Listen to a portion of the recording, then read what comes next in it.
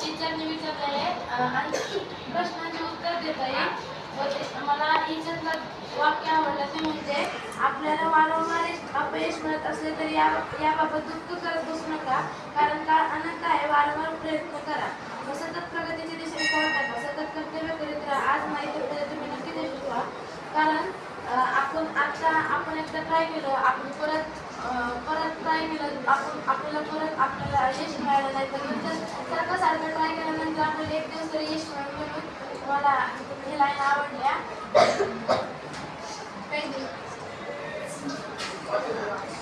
आणि त्याचा करताय व व्यवसाय पण करताय. समजा आपण निगेटिव्ह विचार केला आणि आपण तसंच करत राहिलो निगेटिव्ह विचार, तर आपण तसेच निगेटिव्ह बनत राहू. आणि जर आपण पॉझिटिव्ह थिंकिंग केली आणि आपण त्याचं पॉझिटिव्ह थिंकिंग टाईमच जर केलं तर आपण तसंच पॉझिटिव्ह थिंकिंग करू. श्रीराम शर्मा आचार्य. योग्य निर्माण योजना. आपल्याला वारंवार अपयश मिळत असेल तर याबाबत दुःख करत बसू नका, कारण काळ अनंत आहे. वारंवार प्रयत्न करा व सतत प्रगतीच्या दिशेला पाऊल टाका, सतत कर्तव्य करीत राहा. आज नाही तर उद्या तुम्ही नक्कीच यशस्वी व्हाल. उठा, जागे व्हा, थांबू नका. जोपर्यंत ध्येय प्राप्त होत नाही,